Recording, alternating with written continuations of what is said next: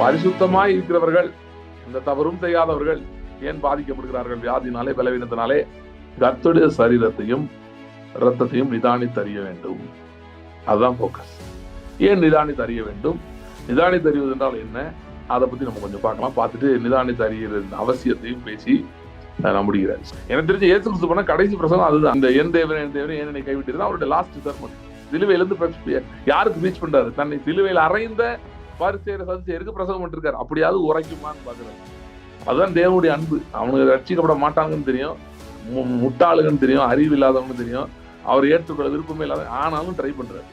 சிலுவையிலே கிறிஸ்துவை மட்டும் பார்க்கறதுனால முடியாது. அப்ப நம்ம எங்க இருக்கோம்னு பார்க்கணும். அங்கதான் சுவிசேஷம் நிறைவு பெறுகிறது. கிறிஸ்து சிலுவையில மரித்தார், கிறிஸ்துவ பத்தி எழுதியிருக்கின்றது கேட்டுக்கிறது ரொம்ப சந்தோஷம். நாம எங்க இருக்கோங்க? ஓகே, எங்க இருக்கோம்னா சிலுவையிலே இயேசு பட்ட பாடுகள். அதற்கு முன்பாக கெத்செமனேயிலிருந்தே அவர் போன ஒவ்வொரு வேதனையும், physical torture, mental torture, emotional torture, இது எல்லாமே அவருடைய சரீரம் அக்க பிக்கப்பட்டது, அந்த கேடடைந்து என்று சொல்லப்பட்டிருக்கிறது. இது எல்லாமே ஒரே ஒரு காரணத்துக்காக நடந்தது.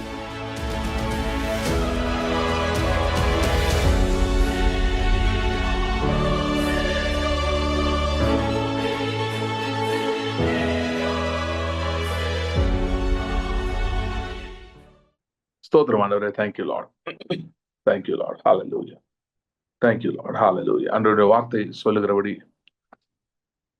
இங்கே 2-3 பேர் என் நாமத்தினாலே கூட இருக்கிறீர்களோ அங்கே அவர்கள் நடுவிலே நான் இருக்கிறேன் என்று சொன்னீர். கர்த்தாவை இப்பொழுதும் எங்கள் நடுவில் இருக்கிறதுக்காய் ஸ்தோத்திரம். Thank you Lord. Thank you Lord. Thank you Lord. Thank you Lord. Thank you Lord.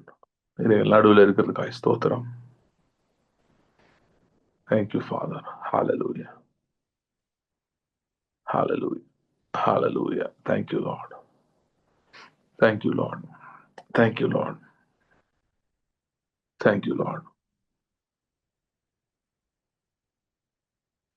Thank you Father. Hallelujah. இந்த பிரசன்னத்தை நாங்கள் அனுபவிக்க செய்வீராக. இந்த பிரசன்னத்தினால் ஏற்படுகிற நன்மைகளை நாங்கள் பெற்றுக்கொள்ள உதவி செய்வீராக.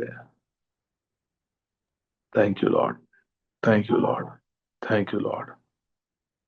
Thank you Lord. Thank you Lord. Hallelujah. Hallelujah. Thank you Lord. Thank you Lord. Hallelujah. Hallelujah. Hallelujah. Thank you Lord. Thank you Lord. Thank you Lord. காரியங்களை ஆவியானவர் விளக்கி காட்டும்படியாக நாங்கள் ஜெபிக்கிறோம், விவரித்து காட்டும்படியாக நாங்கள் ஜெபிக்கிறோம். Thank you Lord. விவரித்து காட்டும்படியாக நாங்கள் ஜெபிக்கிறோம். விவரித்து காட்டும், விளக்கும், போதித்தரலும். Thank you Lord. Thank you Lord. Thank you Lord. Thank you Lord. அன்று கேட்கிறவர்கள், இப்போ வந்திருக்கிறவங்க, இனி வருகிறவர்கள், பின்னாட்கள் இந்த வீடியோ கேட்கிறவர்கள், அன்று ஒவ்வொருவருக்கும் அவருடைய தேவைக்கேற்ப, அவருடைய சூழ்நிலைக்கேற்ப இந்த வார்த்தைகள் சரியான விதத்தில் போய் சேர முடியாது நான் ஜெபிக்கிறேன். Thank you Lord. Thank you Lord. தொடர்ந்து எங்களோட பேசும் கிரியைகள் உண்டாக ஜெபிக்கிறேன். இயேசு கிறிஸ்துவின் நாமத்தில் ஜெபிக்கிறோம் பிதாவே. ஆமென். 1 கொரிந்தியர் 11ஆம் அதிகாரம், அதுல 20ஆம் வசனத்திலிருந்து வாசிக்கிறேன். நீங்கள் ஒரு இடத்துல கூடி வரும்போது அவனவன் தன் தன் சொந்த போஜனத்தை முந்தி சாப்பிடுகிறான். ஒருவன் பசியாயிருக்கிறான், ஒருவன் வெறியாயிருக்கிறான். இப்படி செய்கிறது கர்த்தருடைய ராபோஜனம் பண்ணுவதல்லவே. புசிக்கிறதுக்கும் குடிக்கிறதுக்கும் உங்களுக்கு வீடுகள் இல்லையா? தேவனுடைய சபையை அசட்டை பண்ணி இல்லாதவர்களை வெட்கப்படுத்துகிறீர்களா? உங்களுக்கு நான் என்ன சொல்லுவேன்? இதை குறித்து நான் உங்களை புகழ்வேனோ? புகழேன். நான் உங்களுக்கு ஒப்புவித்ததை கர்த்தரிடத்தில் பெற்றுக்கொண்டேன். என்னவெனில், கர்த்தராகிய இயேசு தாம் காட்டி கொடுக்கப்பட்ட அன்று ராத்திரியிலே அப்பத்தை எடுத்து ஸ்தோத்திரம் பண்ணி அதை பிட்டு, நீங்கள் வாங்கி புசியுங்கள், இது உங்களுக்காக பிற்கப்படுகிற என்னுடைய சரீரமாக இருக்கிறது, என்னை நினைவு கூறும்படி இதை செய்யுங்கள் என்றார். போதனம் பண்ணின பின்பு அவர் அந்தபடியே பாத்திரத்தையும் எடுத்து, இந்த பாத்திரம் என் இரத்தத்தினால் ஆகிய புதிய உடன்படிக்கை இருக்கிறது, நீங்கள் இதை பானம் பண்ணும் போதெல்லாம் என்னை நினைவு கூறும்படி இதை செய்யுங்கள் என்றார். ஆகையால் நீங்கள் இந்த அப்பத்தை புசித்து இந்த பாத்திரத்திலே பானம் பண்ணும் போதெல்லாம் கர்த்தர் வரும்பளவும் அவருடைய மரணத்தை தெரிவிக்கிறீர்கள். இப்படி இருக்க எவன் அபாத்திரமாய் கர்த்தருடைய அப்பத்தை புசித்து அவருடைய பாத்திரத்தில் பானம் பண்ணுகிறானோ அவன் கர்த்தருடைய சரீரத்தையும் ரத்தத்தையும் குறித்து குற்றமுள்ளவனாயிருப்பான். எந்த மனுஷனும் தன்னைத்தானே சோதித்தறிந்து இந்த அப்பத்திலே புசித்து இந்த பாத்திரத்திலே பானம் பண்ணுகிறவன் எண்ணத்தினாலெனில் அபாத்திரமாய் போஜனம் பண்ணுகிறவன் கர்த்தர் சரீரம் என்னதென்று நிதானித்து அறியாததினால் தனக்கு ஆக்கினை தீர்ப்பு வரும்படி போஜனம் பானம் பண்ணுகிறான். இது நிமித்தம் உங்களில் அநேகர் பலவீனரும் வியாதியுள்ளவருமாய் இருக்கிறீர்கள், அநேகர் நித்திரையும் அடைந்திருக்கிறார்கள். நம்மை நாமே நிதானித்தறிந்தால் நாம் நியாயம் தீர்க்கப்படும். நாம் நியாயம் தீர்க்கப்படும் போது உலகத்தோட ஆக்கினை தீர்ப்பு படாதபடி கர்த்தராலே சிக்ஷிக்கப்படுகிறோம். ஆகையால் என் சகோதரரை, நீங்கள் போதனம் பண்ண கூடி வரும்போது ஒருவருக்காக ஒருவர் காத்திருங்கள். நீங்கள் ஆக்கினைக்கு ஏதோ கூடி வராதபடிக்கு ஒருவனுக்கு பசியா இருந்தால் வீட்டிலே சாப்பிட கிடவன், மற்ற காரியங்களை நான் வரும்போது திட்டம் பண்ணுவேன். சரி, இது நமக்கு அதிகமா தெரிஞ்ச பகுதி. ஏன் தெரிஞ்ச பகுதினா, சபையில கம்யூனியன்ல இதை ஜென்ரலா வாசிப்பாங்க. வாசிச்சுட்டு இது கர்த்தருடைய பந்தியை பத்தி ஜாக்கிரதையா இருக்கணும் அப்படின்றத சில காரியங்களை சொல்லுவாங்க. ஆக்சுவலா பாத்தீங்கன்னா இது நிறைய பேசியிருக்காங்க. பாஸ்டர் ஜோசப் பிரின்ஸ் அப்படிப்பட்டவங்களாம் இதை பத்தி நிறைய டீட்டெயிலா பேசியிருக்காங்க.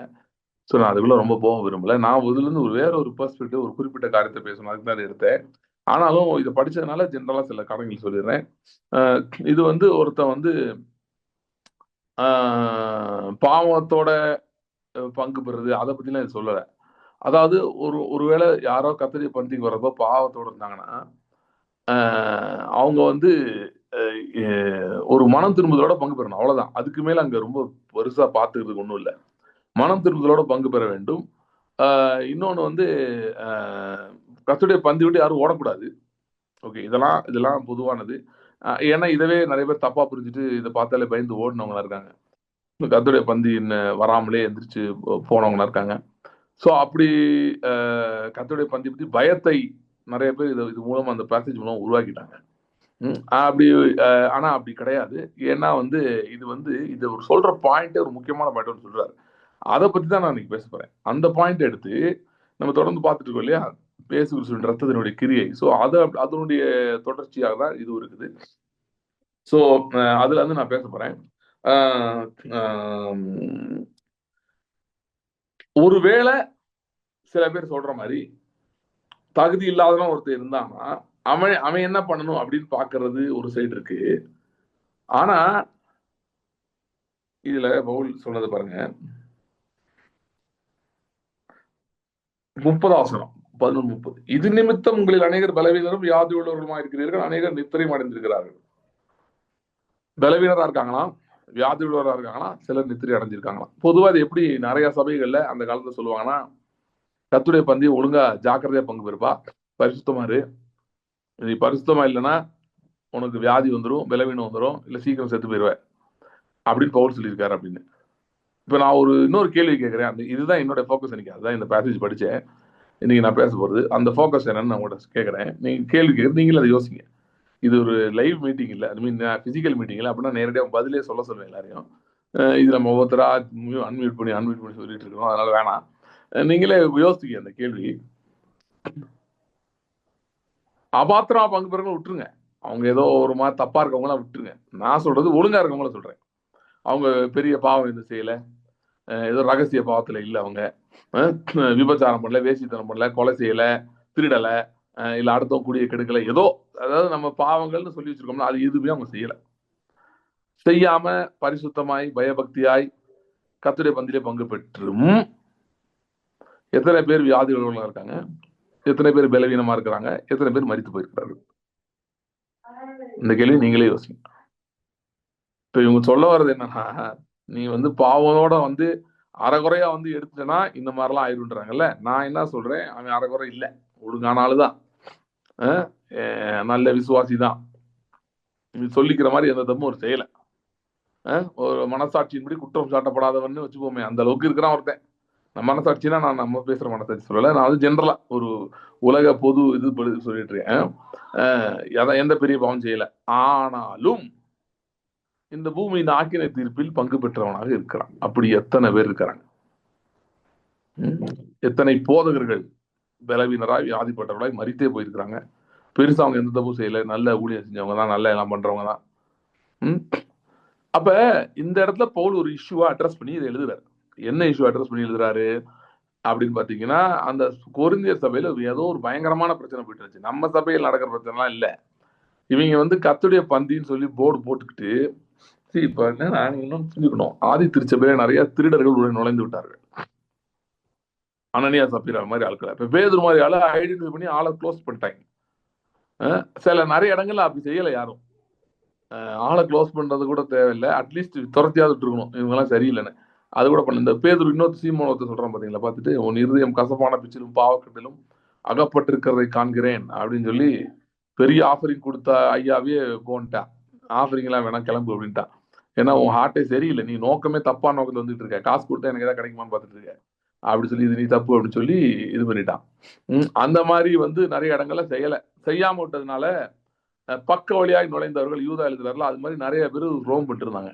அப்படிப்பட்டவர்கள் எல்லாம் இங்க புகுந்துட்டாங்க. எல்லா சபையிலும் புகுத ஆரம்பிச்சாங்க. ஏன் புகுந்தாங்க? Very simple. கூட்டம் கூடுச்சு. கூட்டம் கூடுனா கலெக்ஷன் அதிகமாகுது. கலெக்ஷன் அதிகமானா உள்ள போய் கொஞ்சம் நம்மளும் ஒரு ஆட்டையை போடலாம் அப்படின்ட்டு ஒரு குரூப் புகுந்துருச்சு. நம்மளும் இந்த குரூப்ல இவங்ககிட்ட சேர்ந்து ஆதாயம் பார்க்கலாம் அப்படின்னு. அது இப்ப வரைக்கும் அப்படி நடக்குது. எங்க அப்பா வந்து மதுரை சுத்தி நிறைய இடங்கள்ல அம்மா அப்பா கிராம ஊழியம் நடத்திருந்தாங்க. அதுல எல்லாருமே பார்த்தாச்சு. போதகர்னு வருவாங்க, ஆனா பெரிய ஃப்ராடா இருப்பாங்க. விசாரிச்சு பார்த்தா கண்டுபிடிக்க முடியும். சில பேரை கண்டுபிடிக்க முடியாது, நல்லவங்க மாதிரி தான் இருப்பாங்க. கொஞ்சம் நாள் கழிச்சு கை வேலையை காட்டிட்டு போவாங்க. இப்படிலாம் நிறைய பேர் பார்த்தாச்சு. ஸோ அதனால இவங்க உண்மையிலே ரட்சிக்கப்பட்டிருந்தாங்களா, உண்மையிலே கிறிஸ்துவ இவர்கள் அறிந்தவர்களா இருந்தாங்களான்னே சொல்ல முடியாது. ஆனா அந்த டேர்ம்ஸ் எல்லாம் புரிஞ்சு வச்சுட்டு இருந்தாங்க. அது மாதிரி இங்கேயும் நடந்துச்சான்னு தெரியல, ஆனா நடந்திருக்க வாய்ப்பு அதிகம். என்ன நடக்க ஆரம்பிச்சிருச்சுன்னா, கர்த்தருடைய பந்தின்ற பேர்ல எல்லாம் வந்து உட்காந்துட்டு அவன் வீட்டுல இருந்து கொண்டு வரான். இங்க வேற மாதிரியான பந்தி. சரியா? இங்க வந்து சபையில போடல, அவங்களே கொடுக்கல. இப்ப நம்ம நம்ம பந்தினா வேற. நம்ம வந்து கம்யூனின்னா ஒரு ஏதாவது ஒரு சின்ன பிரெட்டு, அந்த திராட்சை ரசம் அதோட முடிச்சிடும்ல. அது பந்தினா ரியல் சாப்பாடு. அது லார்ட்ஸ் சப்பர், அது சாப்பாடு. ஸோ அது பந்தி. அது வந்து எல்லாம் உட்காந்து சாப்பிடுறான். ஆனா என்னன்னா வீட்டுல இருந்து ஆளாள் கொண்டு வந்து சாப்பிட்டுருந்தான். ஒருத்தன் என்ன பண்றான்னா, ஒண்ணும் இல்லாதவன் பசியா இருக்கானா, இன்னொருத்தன் குடிச்சு வெறிச்சிட்டானா. குடிச்சு அது அப்ப அதெல்லாம் அலோட் பண்ணிருக்காங்க போல அந்த காலத்துல அந்த சர்ச்சில். சோ அவன் சாப்பிட்டு முடிச்சு குடிச்சு வெறிச்சு உட்காந்துருக்கான். இதுதான் இதுக்கு பேர் கர்த்தருடைய பந்தின்னு நடத்திட்டு இருக்காங்க. இது என்னடா காமெடியா இருக்குன்னு பவுல் லெட்டர் எழுதுறாரு. இது கர்த்தருடைய பந்தியா அது அப்படின்னு சொல்லிட்டு அவர் வந்து டக்குன்னு இதுக்கு போயிடுறாரு. இயேசு கிறிஸ்து, ஆண்டவராகிய இயேசு கிறிஸ்து அந்த ராத்திரியில என்ன பண்ணாரு? அது என்ன சொல்றாருன்னா, இது வந்து எனக்கு மனுஷன் சொல்லல, கர்த்தரே என்று சொன்னான்றாரு. உங்களுக்கு ஒப்புவித்தது நான் கர்த்தரிடத்தில் பெற்றுக்கொண்டேன். நான் எங்க ஆண்டவர் எனக்கு வெளிப்படுத்தி நான் பெற்றுக்கொண்ட அந்த காரியத்தை நான் சொல்லி கொடுத்தா நீங்க என்ன இப்படி பண்ணிட்டு இருக்கீங்கன்னு ரொம்ப டென்ஷன் ஆகி எழுதுறாரு. சோ அதுல அவரு அந்த சபையில ஒழுங்குபடுத்துறது எழுதுறாரு. அதான் கடைசியில அப்ப வெயிட் பண்ணுங்க, எல்லாரும் சாப்பாடு, எல்லாருக்கும் சாப்பாடு இருக்கான்னு பாருங்க, ஹெல்ப் பண்ணுங்க ஒருத்தருக்கு ஒருத்தர் அப்படி அந்த டோன்ல சொல்றாரு. சொல்லிட்டு நீ இல்லாதவங்க எல்லாம் கனவீனம் பண்ணாதீங்க அப்படின்னு, அது பாட்லக் மாதிரி பண்ணிக்கோங்க, பிரிச்சுக்கோங்க அப்படின்னு சொல்றாரு. அந்த சபைக்கு அப்படி சொன்னார். அதுக்காக எல்லா சபையும் இப்படிதான் செய்யணும்னு அர்த்தம் இல்லை. ஆனால் அவர் பேசுகிற அந்த முக்கியமான பாயிண்ட் என்ன பாயிண்ட்னா, அது எல்லாம் நம்ம எல்லா சபைக்கும் இன்னைக்கு பொருந்தாது. ஸோ அதனால இதை டைரக்டா அப்ளை பண்றதும் தப்பு. இந்த வசங்கள் எடுத்து அப்படியே இன்னைக்கு இருக்க சினாரியோ அப்ளை பண்ணி அப்படிதான் பண்ணிட்டாங்க. அப்ளை பண்ணி பேசுனது வந்து தப்பு. நீ பாவத்தோட வந்தியா பார்த்தியா உனைய தான் போட்டிருக்கு. உனைய போடல, அது வேற மாதிரி சுச்சுவேஷன், அது அதை பத்தி போட்டிருக்கு. ஆனா அதுல சில பொருந்துகிற காரியங்களுக்கு எப்பயுமே ரெண்டு இருக்கு. இமீடியட் கான்டெக்ட் ஒன்று இருக்கு, நமக்கு பார்க்க வேண்டியது ஒன்று இருக்கு. ஸோ இமீடியட் கான்டெக்ட் தான் நான் இப்ப சொன்னது அங்க நடந்துட்டு இருந்தது. அது எல்லா நேரமும் எல்லாம் பொருந்தாது. இப்ப இந்த அதே மாதிரிதான் இன்னொரு சபையில ஸ்திரீகள் பேசுறது பத்தி ஏதோ பவுல் சொல்லியிருக்காரு. அதெல்லாம் இமிடியட் கான்டெக்ட். அதை கொண்டு போய் டாக்டர்னாவே ஆக்கி பேசக்கூடாது அப்படின்னு சொல்லிட்டு இருக்காங்க. ஸோ அது மாதிரி நிறைய தவறுகள் இருக்கு அண்டர்ஸ்டாண்டிங்ல.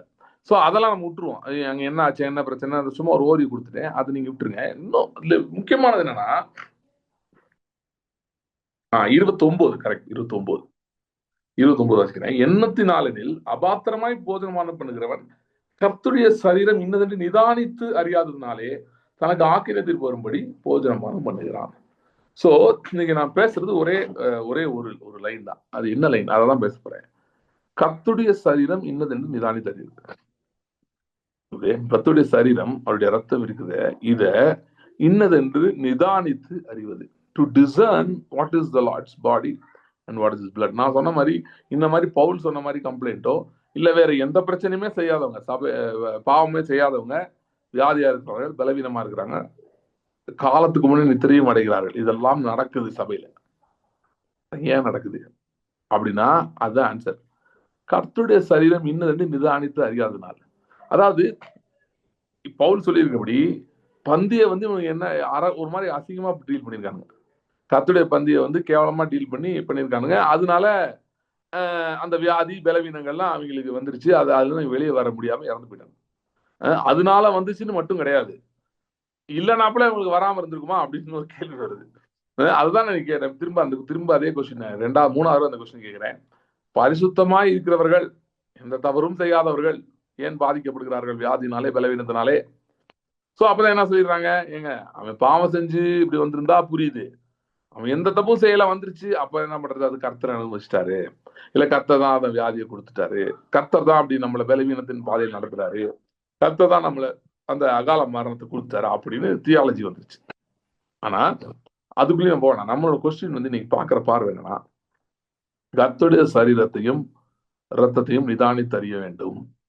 அதுதான் போக்கஸ். ஏன் நிதானித்து அறிய வேண்டும்? நிதானித்து அறிவது என்றால் என்ன?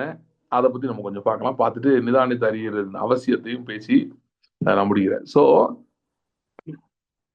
கர்த்தருடைய சரீரம், அவருடைய ரத்தம், இவைகளை நிதானித்து அறிவது அப்படின்னா என்ன அர்த்தம்?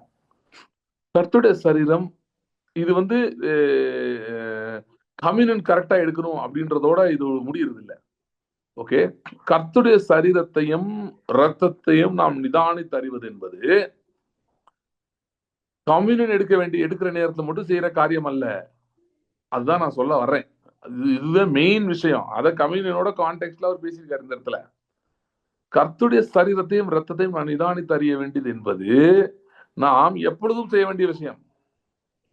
அதாவது நம்முடைய அறிவு, நம்முடைய நம்முடைய அந்த என்ன சொல்றது, நம்முடைய அந்த பிரெயின் இருக்கு பாத்தீங்களா, நம்முடைய தாட், சிந்தனைகள், இவைகளிலே எப்பொழுதும் கர்த்தருடைய சரீரம் ரத்தமும் நிதானித்து அறியப்பட்டதாய் அதனுடைய சாரத்தை பெற்று வாழ்கிறவர்களாக நாம் எப்பொழுதுமே இருக்க வேண்டும் என்பதுதான் போக்கஸ்.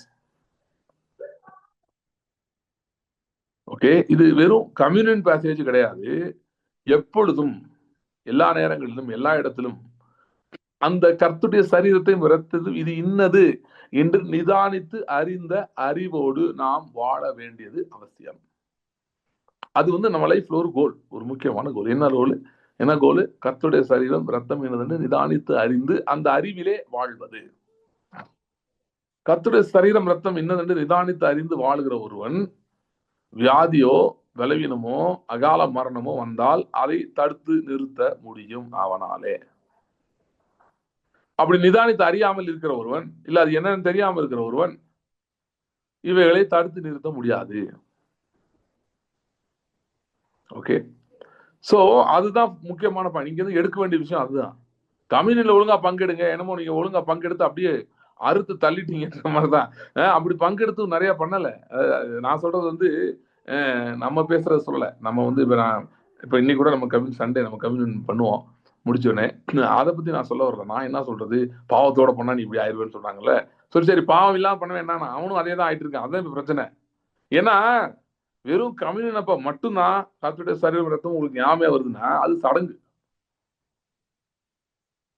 ஆண்டவர் சொன்னது வந்து கம்யூனியன்ல வந்து நான் வரும் மூலம் நினைவு கூறும்படி இதை செய்யுங்கள் அப்படின்னு சொன்னது வந்து எப்பப்ப கம்யூனியன் கொடுக்குறீங்களோ எடுக்கிறீங்களோ அப்பெல்லாம் ஞாபகப்படுத்திக்கோங்கன்னு சொல்லல. It is more than that. அப்படி மட்டும் சொல்லல. என்ன சொல்லியிருக்காருன்னா, இது உங்களுடைய எண்ணத்துல இது நல்லா வேரூன்றி இருக்கட்டும். கர்த்தருடைய சரீரம் ரத்தம் இன்னது, அது என்னதுன்னா அது என்ன பண்ணிருக்கு, அதுக்கு எனக்கு என்ன சம்பந்தம்? இன்னைக்கு நான் போய்கொண்டிருக்கிற என்னுடைய சூழ்நிலைகளுக்கும் கிறிஸ்துவின் சரீரத்துக்கும் ரத்தத்துக்கும் என்ன சம்பந்தம் இருக்கு என்கிற அந்த அறிவு, என்ற எண்ணம் நம்ம விட்டு போகக்கூடாது. அதை நம்ம இருக பற்றி கொள்ள வேண்டும். அது நம்முடைய எல்லா சிந்தனைகளையும், நம்முடைய நோக்கங்களையும், நம்முடைய எல்லா விதமான மனதின் காரியங்களையும் அது டாமினேட் பண்ண வேண்டும். எல்லா நேரமும் அப்படி நீங்க உங்க வேலையெல்லாம் விட்டுட்டு சிலுவை ரத்தம் தியானிச்சுட்டு இருக்கேன்னு சொல்லுங்க, அப்படி சொல்ல வரல. உங்க வேலையை பாருங்க, உங்க காரியங்களை செய்யுங்க. பேக் ஆஃப் த மைண்ட்ல இது இருக்கணும். இடையில ஒரு பிரேக் இருக்கா, வெளியே வரீங்களா, இதை பத்தி யோசிக்கணும். ஏன்னா இது ரொம்ப தேவை உங்களுக்கு. இதுல ஜீவன் இருக்கு.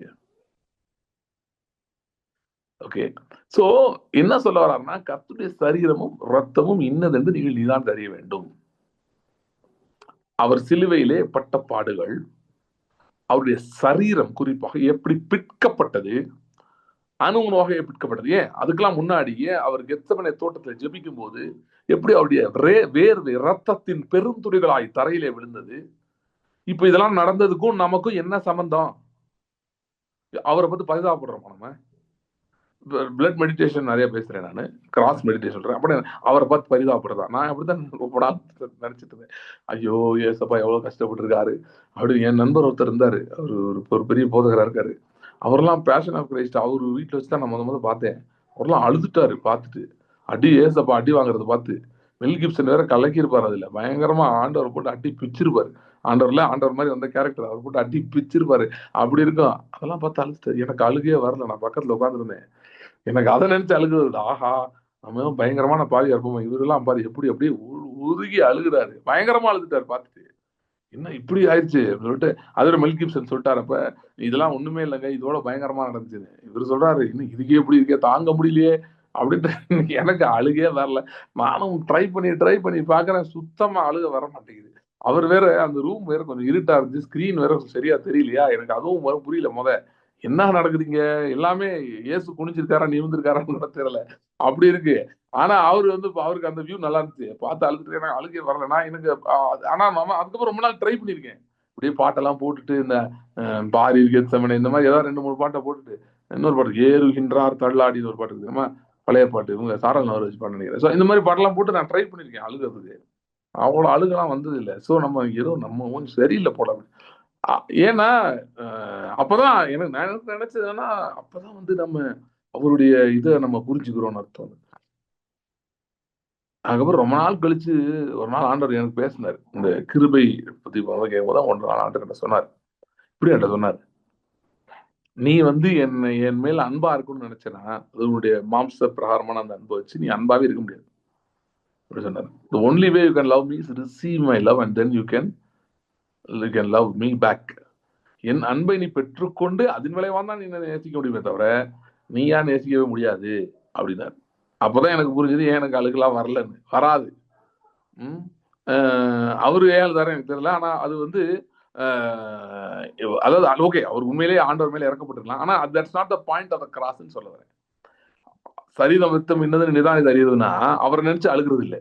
ஐயோ ஆண்டவர் இப்படிப்பட்ட இவர் கஷ்டப்பட்டாரா நினைச்சு அழுகிறது இல்லை. சரீரம் அவர் என்ன சொல்றாருன்னா, சரீரம் ரத்தம் இன்னதுன்னு நிதானித்து நீ அறியாததுனால உனக்கு பாதிப்பு வந்திருக்குன்றார். அதான சொல்றாரு, பலவீனமா இருக்கும், துக்கம் இதா இருக்கும், வியாதியா இருக்கிறீங்க, மரணமும் அடைஞ்சிருக்கீங்க, இதெல்லாம் நடந்திருக்கு அப்படின்னு சொல்றாரு. சோ நிதானித்து அறிவது என்றால் என்ன? கிறிஸ்துவின் சரீரம் ரத்தம் என்னது நிதானித்து அறிவதுனா என்ன? அப்ப அது நிதானித்து அறிந்தால் நல்லா இருக்கும்னு அர்த்தம், அப்படிதானே? நிதானித்து அறியாதனால இவ்வளவு பிரச்சனை. உலகத்துக்கும் நமக்கும் வித்தியாசம் இல்லாத மாதிரி போயிட்டு இருக்கு. அவங்களுக்கும் வருதுங்க, நமக்கும் வருதுங்க. அவங்களுக்கு என்ன அதே தான் நமக்கும் போயிட்டு இருக்குங்க. இப்போ நிறைய இடங்களில் கிறிஸ்தவர்களுக்கு என்ன பிரச்சனை, கல்லறைக்கு இடம் இல்லைன்றதான் பெரிய பிரச்சனை. அதனால போய் நம்ம முதலமைச்சரை பார்ப்போம், இவரை பார்ப்போம், அவரை பார்ப்போம். இப்போ ஆட்சி மாறிடுச்சு, முதலமைச்சர் பேர்லயே கிறிஸ்தவ பேர் இருக்கு, வேணா அவர்கிட்ட போய் கேட்போமா அப்படிலாம் சில பேர் யோசிச்சுட்டு இருக்காங்க. ஸோ வித்தியாசம் இல்லாம போயிட்டு இருக்கு. அங்கேயும் இப்படிதான் இருக்கு, நம்மளும் இப்படிதான் இருக்கும் அப்படின்னு. ஆனா அப்படி இல்லை, வித்தியாசம் இருக்கணும்னு வேதம் சொல்லுகிறது. இருக்க வேண்டும் என்று கர்த்தர் விரும்புகிறார், அப்படி அதுதான் அவர் செய்திருக்கிறார். அப்ப நிதானித்து அறிவதுனா என்ன அப்படின்னா, இன்னைக்கு எல்லா மதங்களும் வியாதிகள் பலவீனங்கள் இதெல்லாம் என்ன சொல்லுதுன்னா, இதை நீ ஒன்றும் செய்ய முடியாது, டாலரேட் பண்ணிட்டு சொல்லுது. இதுக்கு மத்தியில் எப்படி வாழ்றது என்பதுதான் பேசுகிறது. இதெல்லாம் அப்படிதான் இருக்கும், இதுக்கு மத்தியில் இப்படி வாழ்றது. ஆனால் கிறிஸ்தவம் மட்டும் மெய்யான கிறிஸ்தவம், யாரோ சொல்றதெல்லாம் நான் சொல்லல, மெய்யான கிறிஸ்தவம் என்ன அப்படின்னா, இதுல இருந்து விடுதலையை பேசி எந்த அளவுக்கு பேசுதுன்னா நித்திய ஜீவனே பேசுகிறது. நித்திய ஜீவன் என்ன? மரித்தாலும் உயிர்த்தெழுதலை பேசுகிறது. ஏதோ வியாதியும் தப்பிக்கிறத பத்தி மட்டும் பேசல, பயங்கரமா பேசுது. சோ அப்ப நிதானித்தறிவது என்றால் என்ன? நிதானித்தறிவது என்றால் என்ன அப்படின்னு பாத்தீங்கன்னா, கிறிஸ்துவின் சரீரம் ரத்தம் இதற்கும் நமக்கு இன்னைக்கு போயிட்டு இருக்கிற பாதைக்கும் இருக்கிற கனெக்ஷனை கொண்டு வருவது. பவுல் என்ன சார்ஜ் வைக்கிறாருன்னா, 1 கொரிந்தியர் 10 அந்த கொரிந்தியர் சபை மேல, நீங்க உங்க வாழ்க்கைக்கும் கிறிஸ்துவின் சரீரத்தை நீங்க தொடர்பே படுத்தல. அது ஒரு ட்ராக்ல போகுது, நீங்க ஒரு ட்ராக்ல போயிட்டு இருக்கீங்க. அப்படி என்ன அர்த்தம்? கம்யூனியன்லாம் எடுக்கிறீங்க, ஆண்டவரே நினைவு கூறுகிறோம்னு சொல்றீங்க, ஆனா நீங்க உண்மையிலேயே நினைவு கூறல. ஏன்னா அப்படின்னா உங்களுக்கு என்னன்னு தெரியல. அதனால நீங்க வந்து சிலுவை இல்லாம என்ன இருக்கும் அது அப்படியே போயிட்டு இருக்கீங்க. அதாவது வியாதி வந்துருச்சு ஒருத்தருக்கு, சளி பிடிச்சிருச்சுன்னு வைங்க, சிவியரா கோல்டு வந்துருச்சு. டாக்டர் வந்து பார்த்துட்டு லங்ஸ்ல ஆகிட்டாரு, ஆன்டிபயோட்டிக் வேணும்னு கொடுத்துட்டாரு. ஆன்டிபயோட்டிக்கை எடுத்துட்டு போய் அது என்னன்னு புரியாம மாத்திரையை பத்திரமா சுருட்டி ஓரமா எங்க வச்சுட்டு டெய்லி அதை பாட்டு தொட்டு கும்பிட்டுக்கிட்டு இருந்தா என்ன ஆகும்? வியாதி மோசமாய் செத்துருவான் ஆளு. கரெக்டா? சிவியர் இன்ஃபெக்ஷன் இருந்தா செத்துருவாங்க ஆளு. ஏன்? அது என்னன்னு நிதானி தெரியல. அதை வச்சு என்ன பண்ணணும், அது என்ன பண்ணும், அந்த மாத்திரையை எடுத்து நம்ம போடலாமே, அதுதான் சொல்லியிருக்காரு டாக்டரு, நம்ம சாப்பிடணும், அப்பதான் நம்ம வியாதி சரியாகும் அப்படின்றது புரியல அவனுக்கு. புரியலாம் என்ன பண்ணிட்டான், அதை கொண்டு போய் நம்ம ஊர்களில் சாமி கும்பிடுறாங்களா அது மாதிரி அதுக்கும் ஒன்று சாமியாக்கி வச்சு கும்பிட்டு இருக்கான். சடங்காயிருச்சு. இப்படி ஒரு நடக்க வாய்ப்பு இல்லை, ஆனால் நடந்துச்சுன்னு வச்சுக்கோங்க. எக்ஸாம்பிளுக்கு சொல்றேன். இதே மாதிரிதான் நம் கர்த்தருடைய பந்தியம் அப்படிதான் இவங்க மாத்திட்டாங்க. அப்படிதான் நிறைய பேர் இன்னைக்கு மாத்தி வச்சிருக்காங்க. கர்த்தருடைய பந்தியை மாத்தாங்கன்னு சொல்றதோட சிலுவையும் ரத்தத்தையும் அப்படி வச்சிருக்காங்க. அவருடைய சரீரம் ஏன் பிற்கப்பட்டது, அது வந்து ஒரு இமோஷனல் கனெக்ஷன் அவங்களுக்கு இருக்கு. ஓ, இயேசு நமக்காக மரித்தார், அல்லேலூயா அப்படின்னா என்னங்க? அப்ப ஏன் மரித்தார்? ஏன் அவருடைய சரீரம் அப்படி பிற்கப்பட்டது? ஏன் அந்த கேடடைந்தார் சிலுவையிலே? ஏன் அவரை பார்த்து வந்து பார்க்கிறவங்க எல்லாம் பிரமிப்படைந்தார்கள் என்று வேதம் சொல்லுகிறது? ஏன் அப்படி அவர் ஒரு மாதிரி அலங்கோலமானாரு? ஏன் இதுக்குள்ள போனாரு தெரியுமா? இதுதான் நிதானி தெரிகிறது. சரி, இயேசு கிறிஸ்து சிலுவையில தொங்கும் போது ஒன்னு சொன்னார். என்ன சொன்னாரு? உரத்த சத்தமாக, என் தேவனே என் தேவனே ஏன் என்னை கைவிட்டீர் சொன்னாரா? இப்ப இதை வச்சு இயேசு பிதா இவரை கைவிட்டாரா இல்லையா அப்படின்னு டிபேட் போயிட்டு இருக்கு. ஒருத்தர் சொல்றாரு கைவிட்டார், இன்னொருத்தர் இல்லைன்றாரு. சோ ஆக மொத்தத்துல வந்து ஏன் அதை சொன்னாரு? இது இந்த இஸ்லாமிய சகோதரர்கள் அவர்கள் என்ன சொல்றாங்கன்னா, இதை பார்த்துட்டு பாத்தீங்களா தேவனே தேவனேன்றாரு, அப்ப அது யாரு? அப்ப வேற யாரோ ஒருத்தர் இருக்காரு, அவரு தான் அல்லாஹ் அப்படின்னு சொல்லிட்டு இருக்காங்க. இல்ல அது ரொம்ப ரொம்ப குழப்பிக்க தேவையில்லை. பைபிள் பழைய ஏற்பாடு படிச்சா தெரிஞ்சு போயிடும். இயேசு கிறிஸ்து 22ஆம் சங்கீதத்தை கோட் பண்றாரு. 22ஆம் சங்கீதத்தை மெசியானிக் சாமா அவர் அனௌன்ஸ் பண்ணி அதை கோட் பண்றாரு. அவர் என்ன சொல்ல வர்றாருன்னா, நிறைய இடங்கள்ல வந்து போட்டிருக்கும் பாத்தீங்களா, இப்ப புதிய ஏற்பாட்டுல மத்தேயுல லூக்காலையும் போட்டு நினைக்கிறேன், சில வசனங்களுக்கு மேற்கோள் காட்டி பழைய ஏற்பாடு வசனங்களை காட்டி இந்த வேத வாக்கியம் நிறைவேறும்படி இப்படி நடந்தது. மத்தேயு அதை நிறையவே கோட் பண்றாரு. கழுதை மேல ஏறி வருவார்னு தீர்க்கதரிசனம் உரைக்கப்பட்டது நிறைவேறியது.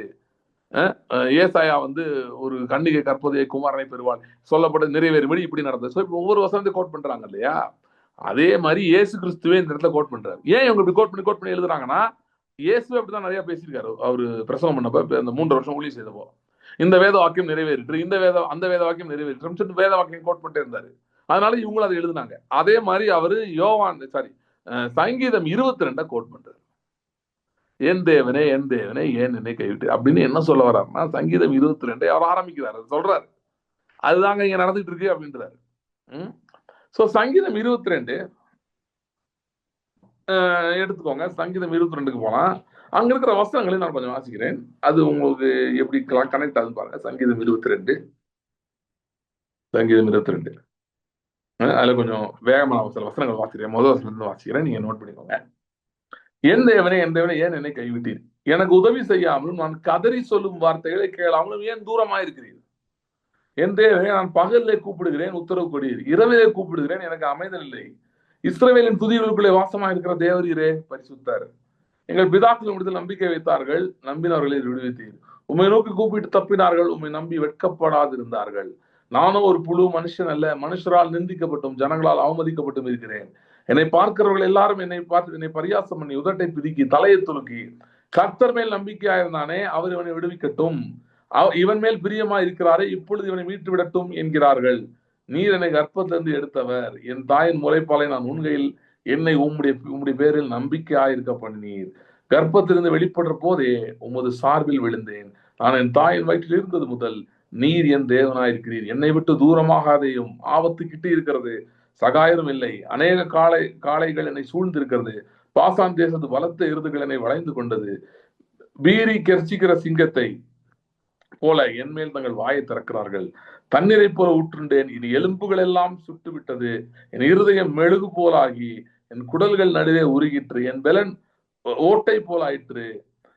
என் நாவு மேல்வாயை ஒட்டி கொண்டது. என்னை மரணத்துள்ளிலே போடுகிறீர். நாய்கள் என்னை சூழ்ந்திருக்கிறது, பொல்லாதவர்களின் கூட்டம் என்னை வளைந்து கொண்டது, என் கைகளையும் என் கால்களையும் உருவ குத்தினார்கள், என் எலும்புகளை எல்லாம் நான் எண்ணலாம், அவர்கள் எல்லாரும் என்னை நோக்கி பார்த்து கொண்டிருக்கிறார்கள், என் வஸ்திரங்களை தங்களுக்குள்ளே பங்கிட்டு என் உடையின் பேரில் சீட்டு போட்டார்கள். ஓகே, இப்ப இந்த வசனங்களை வாசிக்கும் போது நிறைய பேருக்கு தெரிஞ்சிருக்கும் இதெல்லாம் வந்து இயேசு கிறிஸ்து அப்படியே நடந்தது, சிலுவையிலே நடந்தது.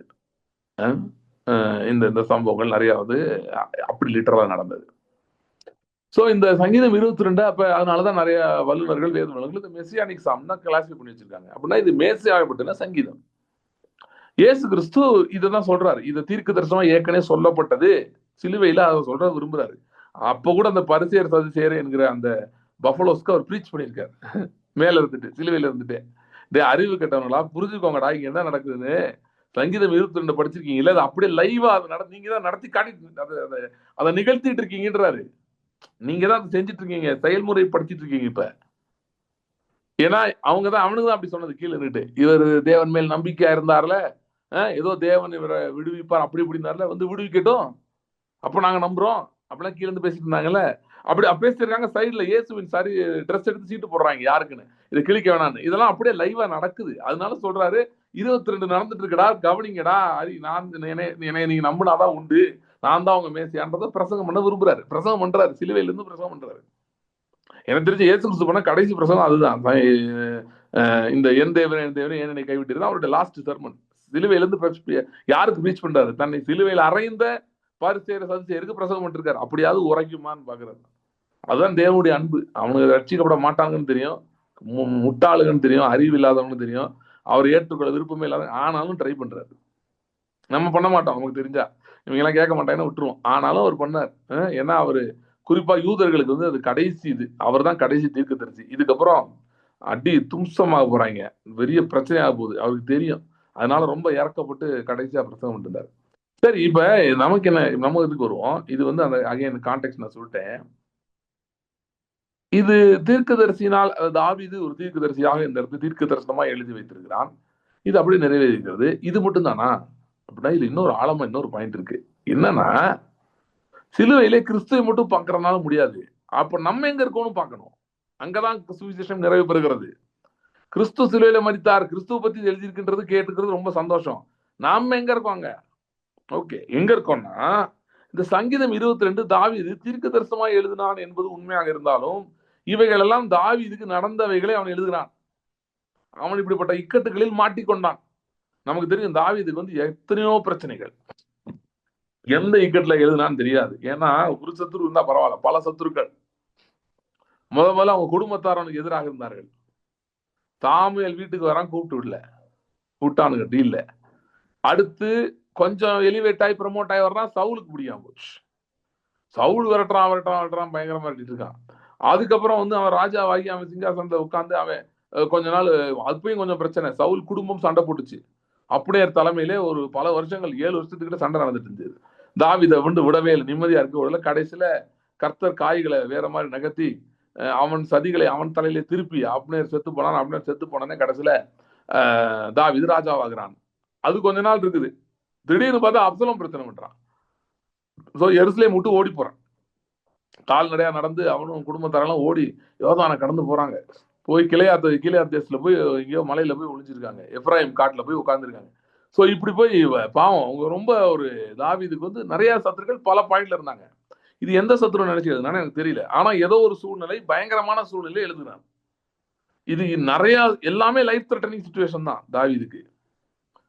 சவுல் விரட்டிட்டு போனப்பையும் சரி, அமலேக்கர் கூட ஒரு குடும்பத்தை தூக்கிட்டு போயிட்டாங்க அப்பயும் சரி, அதுக்கப்புறம் வந்து அப்னேருடைய படை தாவீது கூட சண்டை போட்டேன் சரி, அதுக்கப்புறம் அப்சலோம் பின்தொடர்ந்து வந்தப்பையும் சரி, எப்ப எல்லாமே லைஃப் த்ரெட்டனிங் தான். இவன் சொல்ற எல்லா காரியங்களும் அவனுக்கு பல இடத்துல பொருந்தும் லைஃப்ல. சோ அவன் தன்னுடைய தனிப்பட்ட வேதனைகளை எழுதி வைத்திருக்கதை கிறிஸ்து தீர்க்க தரிசனமாக பேசுகிறார். அது மட்டுமல்ல, அதை அவர் அனுபவிக்கிறார். இதுல என்ன தெரியுதுன்னா, சிலுவையிலே இயேசு பட்ட பாடுகள், அதற்கு முன்பாக கெத்செமனேயிலிருந்தே அவர் போன ஒவ்வொரு வேதனையும், physical torture, mental torture, emotional torture, இது எல்லாமே அவருடைய சரீரம் அக்கக்கா பிக்கப்பட்டது, அந்த கேடடைந்து என்று சொல்லப்பட்டிருக்கிறது. இது எல்லாமே ஒரே ஒரு காரணத்துக்காக தான் நடந்தது. எப்படி தாவீதுக்கு இதெல்லாம் நடந்ததோ, அது எப்படி கிறிஸ்துவுக்கு ஒரு தீர்க்க தரிசனமாய் மாறியதோ, அதே போல நம் ஒவ்வொருடைய வாழ்க்கையிலும் போய்கொண்டிருக்கிற காரியங்களை தான் கிறிஸ்துவின் சரீரத்திலும் இரத்தத்திலும் நாம் பார்க்க வேண்டும். அப்படின்னா அவர் ஏன் அடிக்கப்பட்டார், ஏன் பிற்கப்பட்டார், ஏன் சரீரம் பிற்கப்பட்டது, ஏன் கேவலமாக நடத்தப்பட்டார், ஏன் நீதியிலிருந்து நியாயத்திலிருந்து அவர் தூக்கி எறியப்பட்டார். He was taken away from justice. Okay, he was taken away from justice. அவருக்கு நீதி வழங்கப்படவில்லை, நீதி மறுக்கப்பட்டது. ஏன்னா அவர் தப்பு செய்யலைங்க, அவருக்கு கொள்ளணும். நீதி மறுக்கப்பட்டது. அவர் ஒரு குற்றவாளியை போல இருக்க வேண்டியதாயிருச்சு. அவர் எப்படியும் ஜெயம் எடுத்து இருந்தவர், ஆனா அவர் ஒரு தோல்வி பெற்றவரை அந்த அனுபவத்துக்குள்ள போக வேண்டியதாயிருச்சு. கிராஸ்குள்ள அவர் போறதுக்கு ஒரு மெயின் கண்டிஷன் இருந்தது. என்னன்னா, தன்னுடைய ஆம்னி பொட்டன்ஸை இறக்கி வச்சுட்டு தான் போகணும். ஆம்னி பொட்டன்ஸ் இல்ல, ஆக்சுவலா சாரி, ஆம்னி பொட்டன்ஸ் கிடையாது. இது என்னன்னா, அவர் இந்த பூமியில ஒண்ணும் இல்லாம ஜீரோல நல்லா கவனிங்க, ஜீரோல அவர் தன்னை ஒருமையாக்கி ஒரு மனுஷனை போல மனுஷன் எப்படி தேவ ஆவியால் நிரப்பப்பட்டால் எப்படி இருப்பானோ அந்த பீக்கு அடிச்சு பீக்கு போய் 3.5 வருஷம் ஆவியின் பலத்தினாலே கிரியை செய்தவர். இப்ப டெலிபரேட்டா அந்த ஆவியின் பலன் எல்லாத்தையும் ஒதுக்கி வச்சுட்டு இறக்கி வச்சுட்டு இதுக்கு போகணும். புரியுதா? சிலுவை சகிக்கணும். அதாவது என்னன்னா, இப்ப பவுலுக்கு ஒரு பாம்பு கடிச்சு ஒண்ணும் செய்யல, அது மாதிரி அவருக்கு ஆகல சிலுவையில. அதாவது அடிச்சாங்க, வலிக்கவே இல்லை, ஆனாலும் அப்படி ஒரு மாதிரி அழுகிற மாதிரி ஆக்டிங் போட்டார். அப்படி கிடையாது. அவர் அந்த அந்த பவர் he had learned, நல்லா கவனிங்க, he had learned to use his spirit to control his body. He learned that. ஆவியினாலே தன்னுடைய சரீரத்தை மேற்கொள்ள அப்படின்றத கற்று வைத்திருந்தார். அவர் ஜீரோ ஆக்கிட்டதுனால திரும்ப அவர் லேர்ன் பண்ணணும். நம்முடைய சாயல் நம்மள மாதிரி ஆயிட்டாரு. அவர் ஜீரோல இருந்து வளர்ந்து தேவாவிலும் மனுஷதையிலும் ஒவ்வொரு நாளும் வளர்ந்தார் போட்டிருக்கல, வளர்த்தியிலும் ஸ்டேச்சர்லயும் ஒரு நாள் வளர்ந்து கொண்டது. அப்படி வளர்ந்து வளர்ந்து வளர்ந்து வளர்ந்து வந்தவர் இப்பொழுது அதையெல்லாம் அவர் ஆஃப் பண்ணி வச்சுட்டு உட்காரணும். ஓகே, ஏன் அப்படின்னா அப்பதான் நாம் விழுந்து போன நிலையில் அவர் பங்கு பெற முடியும். விழுந்து போனவர்கள் யாரு அப்படின்னா, அவங்களுக்கு ஆவியை பயன்படுத்த தெரியாது. ஆவியினாலே வியாதியை விரட்ட தெரியாது அவங்களுக்கு. ஆவியினாலே ஒரு சூழ்நிலையை ஜெயிக்க தெரியாது அவங்களுக்கு. ஆவியினாலே அவங்களுக்கு சோதனைகளை மேற்கொள்ள தெரியாது. ஆவியினாலே இப்ப அரெஸ்ட் பண்ண வராங்கன்னா மறைஞ்சு போறது எப்படின்னு தெரியாது. இதெல்லாம் அவர் லேர்ன் பண்ணி வச்சவர். அவர் பண்ணியிருக்காரு, மறைஞ்சே போயிருக்காரு. அப்படிப்பட்டவர் அவர் எல்லாத்தையும் ஒதுக்கி வச்சுட்டு அவர் பண்ணணும். ஏன் இதோட பாருங்க, ஒருத்தன் கன்னத்துல கொட்டினது யாருன்னு கேட்கிறான், சொல்லு அப்படின்றான். அவரால் சொல்ல முடியாதா? சரி, நல்லா கவனிங்க, அது ஒரு பிறப்பினால் அவருக்கு வரல, அவர் அதை லேர்ன் பண்ணி வச்சிருந்தாரு. He learned through the hard way. கஷ்டப்பட்டு போராடி அவர் படிச்சு ஜெபம் பண்ணி இரவு முழுவதும் விண்ணப்பம் பண்ணி அழுகையோடும் கண்ணீரோடும் விண்ணப்பம் பண்ணி தேவனிடம் ரெவலேஷன் பெற்று வைத்திருந்தார். இப்படிப்பட்டவர் சிலுவையிலே நானும் நீங்களும் போய்கொண்டிருக்கிறவர்கள். இப்ப நம்ம நிறைய பேர் என்ன சொல்றாங்க, என்னால முடியலையே பிரதர், என்னால ஜெபம் பண்ண முடியலையே, என்னால ஆவியில பார்க்க முடியலையே, ஸ்பிரிட்ல என்னால டீல் பண்ண முடியலையே, எனக்கு தெரியுது இந்த பிரச்சனை ஆவியினால மேற்கொள்ள முடியலையே, ஏன்னா எனக்கு செய்ய தெரியலையே, எனக்கு ஒரு ஆலோசனை இல்லையே, என்ன பண்ணணும்னு தெரியலையே, சூழ்நிலை எப்படி வெளியே வரன்னு தெரியலையே, இந்த வியாதி என் சரீரத்தை பாதிச்சு என்ன ஒரு மாதிரி பண்ணுது, என்னால வெளியே வர முடியலையே. உண்மையா சொல்றேன், சங்கீதம் 22 இன்னைக்கு முடிச்ச பிறகு நீங்க போய் படிச்சு பாருங்க, உங்க லைஃபுக்கு அப்படியே மேட்ச் ஆகும். படிச்சு பாருங்க, யாருமே இல்லைன்னு சொல்ல முடியாது. ஏதோ ஒரு விதத்துல கண்டிப்பா மேட்ச் ஆகும். நிறைய பேர் சொல்ல முடியும். ஓரளவு நீங்க வாழ்ந்துருந்தீங்கன்னா, கொஞ்சம் இந்த பூமியில கொஞ்ச நாள் இருந்தீங்கன்னா இதை நீங்க சொல்ல முடியும், இது மாதிரி எனக்கு இருக்கு, நான் இந்த மாதிரி சூழ்நிலை இருக்கேன்னு. சோ நான் என்ன சொல்ல வரேன்னா, இயேசு கிறிஸ்து சிலுவையிலே அவருடைய சரீரம் இந்த காரியங்களினூடாக சென்றது. நமக்கு வருகிற எல்லா விதமான வியாதிகள், பலவீனங்கள், தோல்விகள், பொருளாதார கட்சி அவர் நிர்வாணமாய் தொங்கினார். தலை சாய்க்க இடமில்லை என்று சொன்னார். குடிக்க தாகமா இருக்கிறனாரு, கசப்பு கலந்த காடியை கொண்டு கொடுத்தாங்க, குடிக்க கூட ஒண்ணும் இல்லை. வறுமை தரித்திரத்தை அவர் சிலுவையிலே அனுபவித்தார். வியாதியை அனுபவித்தார். எப்படி வியாதி அனுபவிச்சாரு? Inflicted wounds. சில பேர் என்ன சொல்றாங்கன்னா, அவர் வாங்கின அடியில இன்டர்னல் ஆர்கன்ஸ்லாம் டேமேஜ் ஆச்சு. ஜீசஸ் உடைய internal organs got damage on the cross. சிவியரா நீங்க இன்னைக்கு என்ன சொன்னாலும் சரி, எனக்கு இப்படி ஆயிடுச்சுங்க, நடக்க முடியாம இருக்கீங்களா, பிசிக்கலா ஏதோ ஒரு பிரச்சனை, வாயில் கால் வலி, கை வலி, அப்படி இருக்கீங்களா, அவர் சிலுவையில அறையப்பட்டார் அப்படின்னா அவருடைய ஆணி அடிச்சு தொங்குனாங்க. அவர் மூவ் பண்ண முடியாது, கையை அசைக்க முடியாது. ஏற்கனவே ஒருத்தன் படுத்த படுக்கையா இருக்க எப்படி இருப்பானோ அதெல்லாம் அவர் அனுபவிச்சார் சிலுவையில. பயங்கரமா அது went through all the pain that anybody can go through. இயேசுவின் சரீரம் வாதிக்கப்பட்டது, வாதைக்கு உட்படுத்தப்பட்டது. நிதானித்தறிதுனா என்னன்னா, என்னுடைய பிரச்சனை எப்படி சிலுவையில் இருக்கிறது என்பதுதான் நிதானித்தறிவது. என்னுடைய வியாதி, என்னுடைய பலவீனம், என்னுடைய கடன் தொல்லை, என்னுடைய பொருளாதார நெருக்கடி, என்னவோ எடுத்துப்போங்க, குடும்பத்தை சமாதானமின்மை, பிள்ளைகள் வாழ்க்கையில முன்னேற்றம் இல்லை, தடைப்பட்டிருக்கிறது, இதெல்லாம் எடுத்துக்கோங்க. இயேசு கிறிஸ்துக்கு அவருக்கு இந்த பூமியில பொண்ணு பார்க்கணும்னா பெரிய விஷயமா இருந்திருக்காது, ஈஸியா கிடைச்சிருக்கும். இப்ப இருக்க சும்மா சும்மா கொஞ்சம் ஃபேமஸா இருக்கிறவங்களே அவங்களுக்கு ஒரு ஃபேன் ஃபாலோவிங் இருக்கு. இயேசு கிறிஸ்துக்கு ஒரு செம க்ரௌடு ஃபாலோ பண்ணுச்சு. அவருக்கு மட்டும் ஆனஸ்ட்மெண்ட் தான் அவனுக்கு டிசேபிள்ஸ்லாம் போதகர் யாரையா திருமணம் செய்ய விரும்புகிறார் அப்படின்னா ஒரு குரூப் வந்திருக்கும். நிறைய பேர் சண்டை போட்டுருப்பாங்க, என்னதான் கல்யாணம் பண்ணணும். அப்படிப்பட்ட ஒருவர் திருமணம் செய்யாமல் இருந்தது மட்டுமல்ல, 33 வயதிலே சிலுவையிலே தன்னுடைய ஜீவனை ஒப்பு கொடுத்தார். ஏன்? நமக்காக. அப்படின்னா இப்ப நமக்காக பொதுவா சொல்லிட்டே போறதுதான் பிரச்சனை. நமக்காக இயேசு மரிச்சார். சரிங்க, உன் கடனுக்கும் அதுக்கு என்ன சம்மந்தம் இருக்கு? தெரிஞ்சிச்சா? கண்டுபிடிச்சிட்டியா? உன் வியாதிக்கும் அவருக்கு என்ன சம்மந்தம் இருக்கு? அவர் பட்டதுக்கும் அது கண்டுபிடிச்சிட்டியா? பொதுவா சொல்லாத, உன்னோட பிரச்சனை யோசி. What is your problem? God is Jesus practical. சும்மா ஏதோ வாங்க பொதுவா அப்படி உட்காந்துட்டு போங்க, பொதுவா ஏதோ பேசிட்டு வரணும். He is very specific. உன்னுடைய தனிப்பட்ட பிரச்சனை இது எப்படி கனெக்ட் ஆயிருக்கு, இதுதான் அதுக்கு பேர் தான் நிதானி தெரிகிறது. பவுல் என்ன சொல்றாருன்னா, இப்ப கர்த்தருடைய பந்தின்னு சொல்லிட்டு இதை நிதானி தெரியறதெல்லாம் விட்டுட்டு நீங்க வேற மாதிரி போயிட்டு இருக்கீங்கன்றாரு. நிறைய இடத்துல இன்னைக்கு நான் சொல்றேன், இன்னைக்கு என்ன சொல்றேன்னா, பவுல் சொல்ற மாதிரி எல்லா சபையிலும் அப்படிலாம் இல்லை. ஏன்னா இன்னைக்கு நம்ம சபைகள்லாம் நீட்டா எல்லாருமே அந்த வேஃபரு இதுவும் கொடுத்துடுறாங்க எல்லாருக்கும். சண்டே வேணாம் போ, ஆளுக்கு ஒன்று வச்சுக்கோ அப்படின்னு கொடுத்துறாங்க. அவர் சொன்ன பிரச்சனை இங்க வரவே இல்லை. It never happens. அந்த கொரிந்தியர் சபையில் இந்த பிரச்சனை இங்க இல்லவே இல்லை. That's a different thing.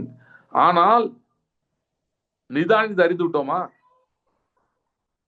பலவீனம் இருக்கு, வியாதி இருக்கு, அகால மரணம் வர்ற மாதிரி இருக்கு, மரண பயம் இருக்கு.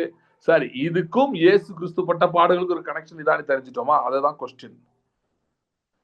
நிதானித்து அறிந்தால் நாம் நியாயம் தீர்க்கப்படும். உலகத்தில் நடக்கிறது நமக்கு வராது. நிதானித்து அறிய வேண்டும். அப்படின்னா அந்த கனெக்ஷனை ஏற்படுத்த வேண்டும். இது கர்த்தருடைய ஆவியானவர் நமக்கு உதவி செய்ய முடியும். சோ என்ன பண்ணணும், நம்ம எடுத்து கர்த்தருடைய வார்த்தையை தியானிக்கணும். ஏசாயா 53 போன்ற ஒரு பகுதிகள், அப்படி பாடுகள் விவரிக்கிற பகுதிகள் எடுத்துட்டு, ஆண்டவரே இப்ப ஏதாவது இதுக்கும் எனக்கும் இருக்கிற சம்பந்தத்தை உணர்த்துங்க. இன்னைக்கு நான் போய்கொண்டிருக்கிற பிரச்சனை, ஒரு பக்கம் சங்கீதம் 22 எடுங்க, இன்னொரு பக்கம் ஏசாயா 53 எடுங்க, ரெண்டையும் வச்சு படிங்க. இதுல போயிட்டு இருக்க எல்லாவற்றையும் அதுல எதெல்லாம் உங்களுக்கு கனெக்ட் ஆகும் வச்சு பாருங்க. சங்கீதம் 22 நிறைய கனெக்ட் ஆகும், கண்டிப்பா ஆகும். அப்படி ஆகும்போது அதையும் ஏசாயா 53 கனெக்ட் பண்ணுங்க. எப்படி இதுவும் எப்படி ஒர்க் ஆகுது. இந்த கண்டிப்பா நீங்க சங்கீதம் 22 படிச்சீங்கன்னா உங்க இருதயம் அப்படியே ஓப்பன் அப் ஆயிடும். இப்படியே உங்களையே சொன்ன மாதிரி இருக்கும். அப்படியே சரி, நம்மளை பத்தி இவ்வளவு நல்லா இப்ப யாராவது உங்க மேல கரிசனையா உங்களுக்கு பேசினா எப்படி இருக்கும்? அப்படிதான் சங்கீதம் 22 படிச்சா இருக்கும். ஏன்னா உங்க கதை மாதிரி தான் இருக்கும். ஐயா, நமக்கு நடந்தாலும் சொல்லியிருக்காங்களே யாரோ, இப்படிலாம் இருக்கே, நம்மளை பத்தி எவ்வளவு புரிஞ்சுக்காங்க. அப்படி அது நடக்கும்போது அது கிறிஸ்துவை பற்றியது அப்படின்றப்ப அது என்ன கனெக்ஷன் வருதாங்க? என்னுடைய பலவீனம், என்னுடைய சுகவீனம், என்னுடைய வியாதி, என்னுடைய பிரச்சனை இயேசுவின் மேல் வந்தது. அவர் அதை எடுத்துக்கொண்டார். அவருடைய தழும்புகளால் நான் சுகமாகிறேன். அவருடைய தரித்திரத்தினால நான் ஐஸ்வர்யவானாகிறேன். அவர் அங்கலாய்ப்புக்குள்ள போனாரு. அவர் பயத்தை எனக்கு திகிலடைய தொடங்கினார் போட்டு தெரியுமா உங்களுக்கு? கெத்சமனே தோட்டத்துல இயேசு கிறிஸ்து திகில் அடைய தொடங்கினார். திடீர்னு ஒரு நியூஸ் கேட்டுன்னு ஒரு திகில் வருது பார்த்தீங்களா? அப்படியே என்ன பண்ண போறோமோ அப்படியே அடி வைத்து ஒரு பயம் வரும். எத்தனை பேர் உணர்ந்திருக்கீங்க? நானும் உணர்ந்திருக்கேன். அதனால சொல்றேன். ஒரு செய்தியை கேள்விப்படுறீங்க, இல்லை யாரோ ஏதோ சொல்றாங்க, சொன்னேன் ஐயோ இப்படி ஆயிடுச்சா, என்ன பண்ண போறோம், நம்ம இந்த மாதத்துல எப்படி நம்ம கடப்பது, இந்த நாட்கள் எப்படி கடந்து போவது, சில நேரம் யோசித்து பார்த்தா இவனுக்கு இவ்வளவு கொடுக்கணுமே, அவனுக்கு அவ்வளவு கொடுக்கணுமே. சில பேருக்கு அப்படி இருக்கு, நிறைய கடன் கொடுக்க வேண்டியது இருக்கு, பல பிரச்சனைகள் இருக்கு. போன் எடுக்க அடிச்சுட்டே இருக்கு, ஏன்னா யாரோ கால் பண்ணி கேட்டுட்டே இருக்கான். இயேசு கிறிஸ்து திகில் அடைய தொடங்கினார் கெத்செமனே தோட்டத்திலே. இயேசு கிறிஸ்து வியாகுலப்பட்டார் கெத்செமனே தோட்டத்திலே. எதுக்கு? இந்த அந்த பிரச்சனை நீ போயிட்டு இருக்கீங்கல்ல, போன் அடிச்சுட்டே இருக்கு, எவனோ கால் பண்ணிட்டே இருக்கான், என்ன பதில் சொல்லுவேன்னு தெரியல, எப்படி பதில் சொல்லுவேன்னு தெரியல. இதே வேதனை இயேசு அனுபவித்தார். இதுதான் நிதானி தெரிகிறதுனா இந்த வேதனை இயேசு அனுபவித்தார். அதனாலதான் சொல்றேன் பாருங்க, இது நம்ம அடிக்கடி நிதானி தெரியும் ஏன் சொன்னேன்னா, அடிக்கடி பிரச்சனை பத்தி ஞாபகம் வந்துகிட்டே இருக்குல்ல, நைட்டு தூங்க முடியாம வருதுல, அப்ப அந்த அளவுக்கு இதை நிதானி தெரியணும். இதுக்கு அது ஒரு கனெக்ஷன். படிங்க ஆண்டவர்கிட்ட கேளுங்க. ஆண்டவரே, இந்த ஏசாயா 53 சொல்லப்பட்டிருக்கிறது, சங்கீதம் 22 சொல்லப்பட்டிருக்கிறது, இதற்கும் எனக்கும் இருக்க தொடர்பை காட்டுங்க. எப்படி சிலுவையில என்னுடைய குறிப்பிட்ட இந்த பிரச்சனையை நீர் அனுபவித்தீர், அது போதும், அது ஒரு பெரிய விடுதலை. உங்க பிரச்சனைய ஜீசஸ் அனுபவிச்சதை பார்க்க முடியுதா? கஸ்டமைஸ்டா பார்க்க முடியும். கர்த்தருடைய ஆவியானவரின் உதவியோடு நிச்சயமாய் பார்க்க முடியும். கர்த்தருடைய ஆவியானவர் உங்களுக்கு உணர்த்துவார், உங்களுக்கு சொல்லுவார், இதை பத்தி நீ கவலைப்படாத, இதை நான் ஏற்கனவே சிலுவையிலே சந்தித்து விட்டேன். கிறிஸ்து ஏற்கனவே சந்திச்சிட்டார். இதை சந்தித்து கிறிஸ்துவின் சரீரத்திலே இது ஜெயமாக்கப்பட்டது. அவர் அதை அனுபவித்து எல்லாத்தையும் உள்வாங்கிட்டார். உன்னுடைய எல்லா கஷ்ட நஷ்டங்கள், பலவீனங்கள், வியாதிகள், மரணம் எல்லாத்தையும் அவர் உள்வாங்கிட்டார் சிலுவையிலே. அவருக்குள்ள அது போயிடுச்சு. மரித்து உயிரோடு எழும்பும் போது, ஜெய கிறிஸ்துவாக எழும்பும் போது அவைகள் ஜெயமாகவே எழும்பிவிட்டது, மாறிவிட்டது. ஜெயத்தோடு அவர் எழும்பிவிட்டார். இன்ஃபேக்ட் அவருடைய மரணமே அதை ஜெயமாக மாற்றிவிட்டது. அவருடைய மரணமே அதை ஜெயமாக மாற்றிவிட்டது. ஜெயமாக மாற்றி விட்டது அப்படின்ற அந்த செய்தியை நமக்கு சொல்லும்படியாக இயேசு உயிர்த்தெழுந்தார். ஒன்னாவது ரீசன் அவர் உயிர்த்தெழுந்தார். நிறைய ரீசன் இருக்காரு. ஒரு ரீசன் என்னன்னா, he came to tell us the good news. இதை நான் ஏற்கனவே சரீரத்தை எடுத்துக்கொண்டேன், இது ஏற்கனவே என் ரத்தம் சிந்தப்பட்டதுனால இது சரியாயிருச்சு, இது ஏற்கனவே முடிஞ்சிருச்சு என்பதை நாம் அறிந்து கொள்ளும்படியாக, நாம் உணர்ந்து கொள்ளும்படியாக, அதற்காக தான் அவரு இதை அனுபவித்தார். அதனால சொல்றேன், கர்த்தருடைய சரீரம் ரத்தம் என்னதுன்னு நீங்கள் நிதானித்து அறியும் போது நீங்கள் ஜெயமுள்ளவர்களாக இருப்பீர்கள். உங்கள் தோல்விகள் மாறும். பல நாட்களாக தடைப்பட்ட உங்க வாழ்க்கையில் நடக்க ஆரம்பிக்கும். நல்ல நாட்கள் வேணுமா? எத்தனை பேர் விரும்புவீங்க நல்ல நாட்களே? ஐயோ, நல்ல நாளே இல்லை பிரதர், ஒவ்வொரு நாளும் ஏதோ தொல்லை, ஏதோ பிரச்சனை, சமாதானமே இல்லை, நிம்மதியே இல்லை. No, God wants to give you good days.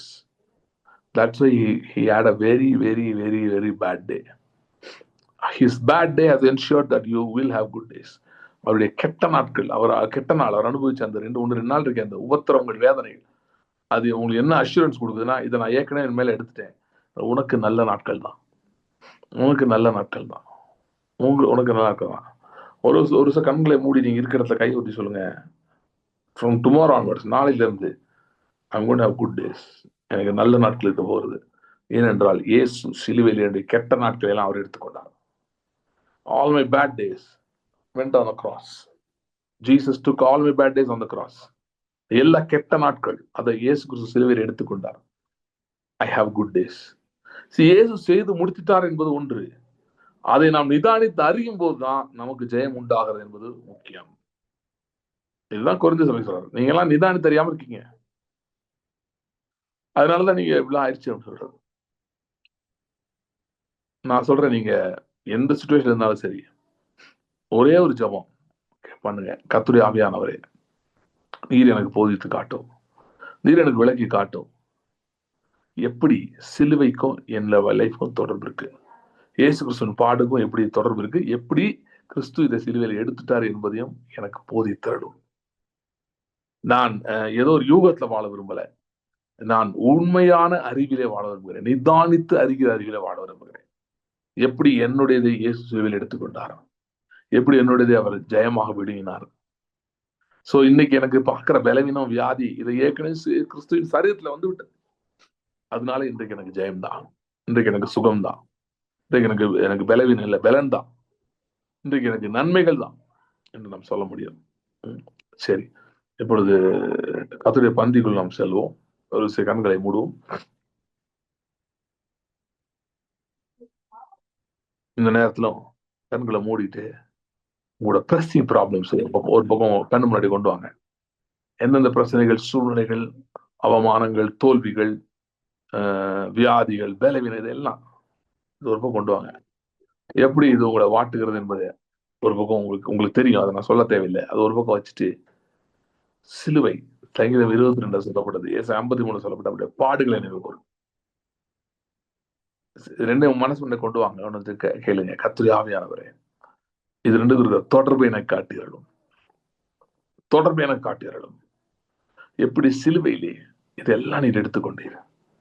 என்ன இன்னைக்கு நான் போயிட்டு இருக்க இந்த தனிப்பட்ட பிரச்சனைகள், சில பேர் இரவு முழுவதும் தூங்க முடியாம கண்ணீரால் உங்கள் தலையை நினைத்து கொண்டிருக்கிறீங்க.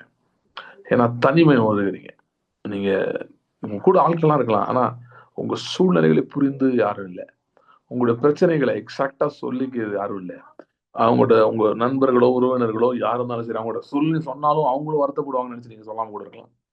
அதனால அவங்கள்ட்ட சொல்ல முடியல, என்ன பண்ணன்னு தெரியல, அப்படி இருக்கிறீங்களா? சிலுவையிலே இது எங்க நடந்தது என்று கர்த்தருடைய ஆவியானவர் உங்களுக்கு காட்டுகிறார். சிலுவையிலே இது எங்க நடந்தது என்று கர்த்தருடைய ஆவியானவர் உங்களுக்கு காட்டுகிறார். அதாவது நீங்க போயிட்டு இருக்கிற இந்த வேதனை, இந்த தனிமை, இதை இயேசு சிலுவையில் அனுபவித்தார். இதை கர்த்தருடைய ஆவியானவர் உங்களுக்கு புரிய வைக்கும் போது உங்களுடைய அந்த வெயிட், ஒரு பாரம் இருக்காது மாறும். ரெண்டாவது சூழ்நிலையே மாறிவிடும். Thank you Lord. Hallelujah, hallelujah, hallelujah. கர்த்தருடைய சரீரத்துக்கு அவர் ரத்தத்துக்கு நாங்கள் நன்றி செலுத்துகிறோம். விலையேறப்பட்ட ரத்தத்துக்கு ஸ்தோத்திரம். பிற்கப்பட்ட உடைய சரீரத்துக்கு ஸ்தோத்திரம். ஹல்லேலூயா, hallelujah, hallelujah, hallelujah. Thank you Lord, thank you Lord, thank you Lord. ஆண்டவருடைய சரீரத்தை ரத்தத்தின் நேரத்தில் நாங்கள் நினைவு கூறுகிறோம். Thank you Lord. நிதானி தருகிறோம். Thank you Lord, thank you Lord. Hallelujah, hallelujah. Thank you Lord, thank you Lord, thank you Lord. Hallelujah, hallelujah. சரீரத்துக்கு ரத்தத்துக்கு நாங்கள் நன்றி செலுத்துகிறோம். ஆண்டவரே, சரியாய் நிதானி தருகிற கிருபை எங்களுக்கு தாரும். எங்கள் வாழ்க்கையோட, எங்கள் பலவீனங்களோடு, எங்கள் போராட்டங்களோடு எப்படி தொடர்பு இருக்கிறது மட்டுமல்ல, இதனால் எப்படி எங்களுக்கு ஜெயம் உண்டாயிருக்கிறது, சிலுவையினாலும் பாடுகளினுடைய சரீரத்தினாலும் இரத்தத்தினாலும் எப்படி எங்களுக்கு ஜெயம் உண்டாயிருக்கிறது. ஹல்லேலூயா, ஹல்லேலூயா என்பதை பார்க்கும்படி கண்கள் திறக்கப்படுவதாக. Thank you Lord, thank you Lord. Hallelujah, hallelujah, hallelujah, hallelujah, hallelujah. உங்களை ரொம்பவும் வேதனைப்படுத்துகிற இல்ல கவலைப்பட வைக்கிற காரியத்தை இப்ப நம்ம கத்திரியா பந்தியில பங்கு பெறப்போம். அதுக்கு முன்னாடி கையில எடுத்து வச்சுக்கோங்க.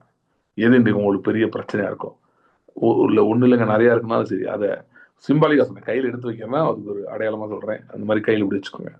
அதெல்லாம் எடுத்துக்கிறேன்னு சொல்லுவேன். கையில இந்த வியாதி எடுத்துக்கொள்கிறேன், இந்த பலவீனத்தை எடுத்துக்கொள்கிறேன், இந்த பொருளாதார பற்றாக்குறை நான் எடுத்துக்கொள்கிறேன், வெற்றி இல்லாத அந்த வாழ்க்கை அதை நான் எடுத்துக்கொள்கிறேன், இப்பொழுது என் கையில வைத்துக் கொள்கிறேன். கையில வச்சுட்டு சொல்லுங்க, கிறிஸ்துவின் மரணத்தினாலே, அவருடைய சரீரம் பிற்கப்பட்டதுனாலே இவைகள் எல்லாம் ஜெயமாக மாறிவிட்டது. இந்த எல்லா ஏரியாவும் ஜெயமாக மாறிடுச்சு. இவைகள் எல்லாம் ஜெயமாக மாறிவிட்டது, எல்லாம் ஜெயமாக மாறிவிட்டது என்று வாய் திறந்து தேங்க்யூ லார்ட். கர்த்தருடைய சரித்திரத்துக்கு அடையாளமான வகையிலே பங்கு பெறலாம்.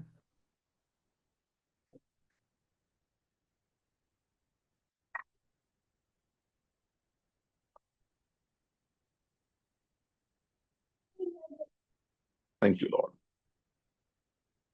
thank you Lord. Hallelujah, hallelujah, hallelujah, hallelujah, hallelujah, hallelujah, hallelujah, hallelujah.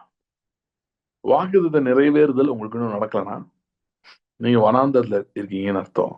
வனாந்தரமான பாதையில் இருக்கீங்கன்னு கவலைப்படாதீங்க. வனாந்தரத்திலே நடத்துகிறவர், பகல் மேக ஸ்தம்பத்திலும் இரவிலே அக்னி ஸ்தம்பத்திலும் நம்முடைய ஜனங்களுக்கு முன் சென்றவர் சொன்னார். 40 வருஷம் இந்த வனாந்தரத்தை சுமந்து கொண்டு வந்தது நான்.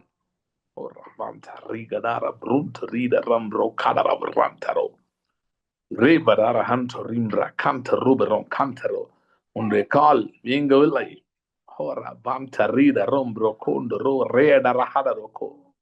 Thank you Lord. கால் வீங்கல, சரி, வஸ்திரங்கள் பழமையாகவில்லை. ஹல்லேலூயா, ஹல்லேலூயா, ஹல்லேலூயா. ஞான கண்மலையாக கிறிஸ்து அவர்களுடனே சென்றார்.